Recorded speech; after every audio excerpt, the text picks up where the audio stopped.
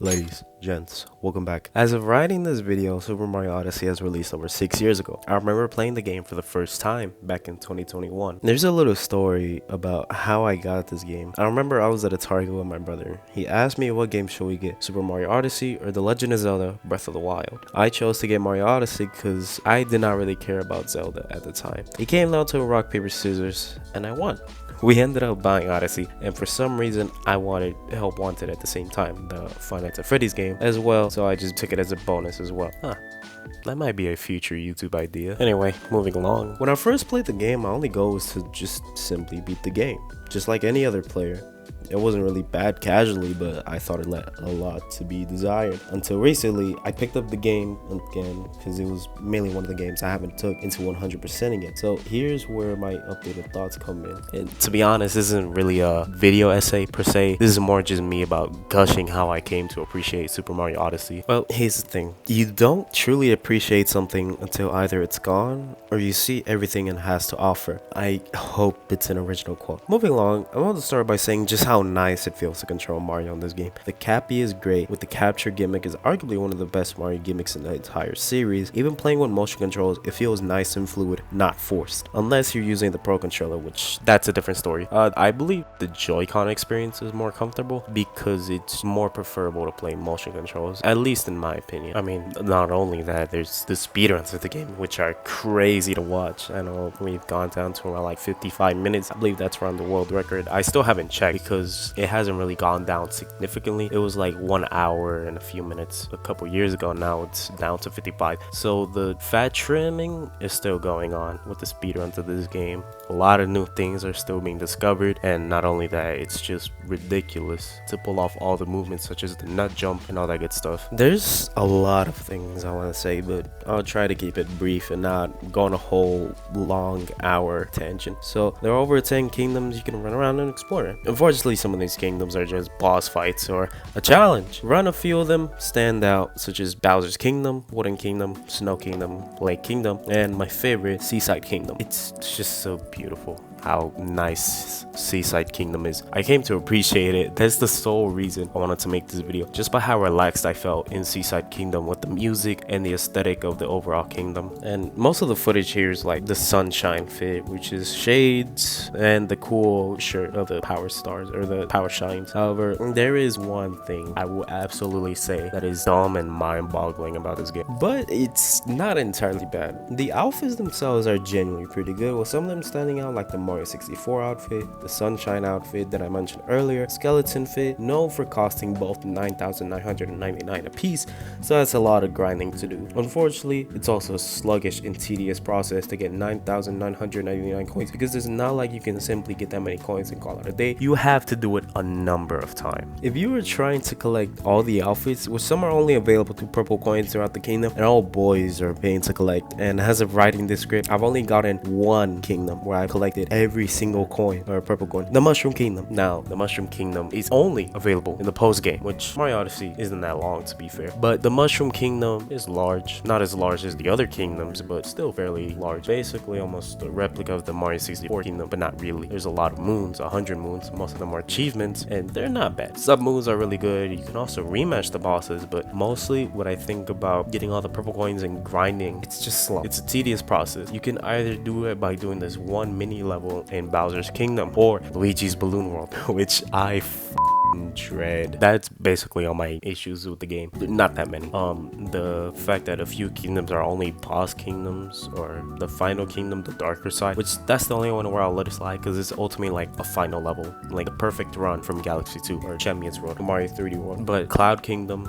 Dragon Kingdom, whatever it's called, Ruin Kingdom, sorry. Yeah, those are just bad kingdoms. I mean, they're like, Cloud Kingdom looks visually stunning. You know, the sky is amazing. You could also see the moon. Ruin Kingdom would be so awesome. The concept itself is beautiful. Like, imagine talking like medieval dragons, like some old dragons just flying across the map. Like, I think Ruined Kingdom would have been so cool. Like, it was just that Soul Arena and the dragon basically as a mobile kingdom in a way. That's what I would have wanted. Like, hey, I'm a big old dragon, let me just fly around and become a kingdom, you know, like the Titans from Xenoblade 2 or something along those lines. You know, a concept like that would really work well. Also want to mention mention the variety of Cappy power-ups you can get. There's a shit ton. You know, you can be a simple rock or just a pothole or the dinosaur even. But even if that's only in the first kingdom, generally speaking, the Cappy power-ups are really good. And being able to control Bowser is something I never thought I'd see. Even playing the game casually, I love the final sequence of escaping the moon with Bowser. And, you know, the song is also beautiful. Unfortunately, I won't put it on here, maybe because of copyright reasons. So I'll talk about the music. The boss music is pretty good as well, matching with the environments perfectly. The boss holy I messed up my script. But the music in Mario Odyssey feels right, matching the environments perfectly. The boss music is also pretty good, well, especially with Bowser's final fight.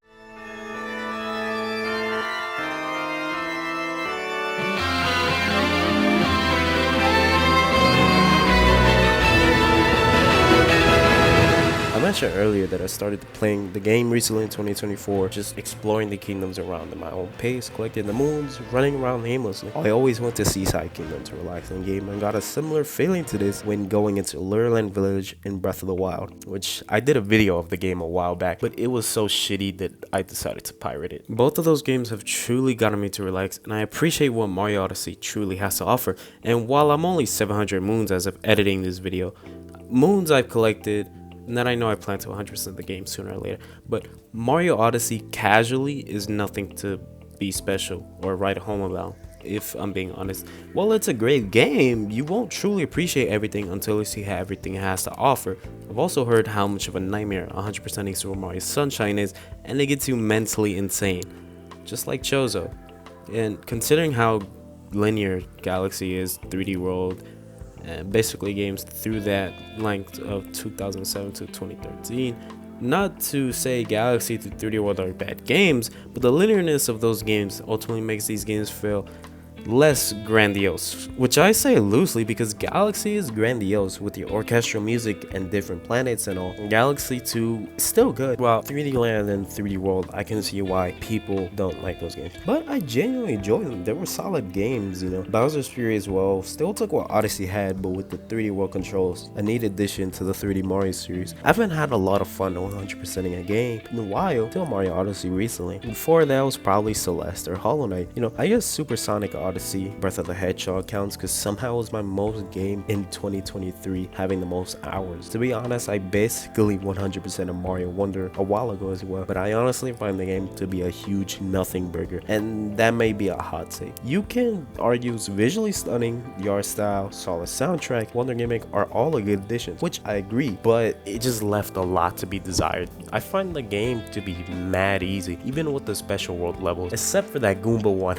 If you know exactly what I'm talking about. I just didn't really find Mario Wonder to be all that special, and I hate saying that because I actually liked playing through it. The art style, everything was beautiful, but Mario Wonder, it's a great game, just not, you know, enough. I want more of that type of art style, more of that Mario Wonder goodness. Not getting high though while playing the game. I can imagine how awesome that would feel, but fortunately I don't smoke, or fortunately. Well, that's it. We'll wrap it up. Basically a good amount of what I wanted to say. Until then, y'all enjoy yourselves and have a good one.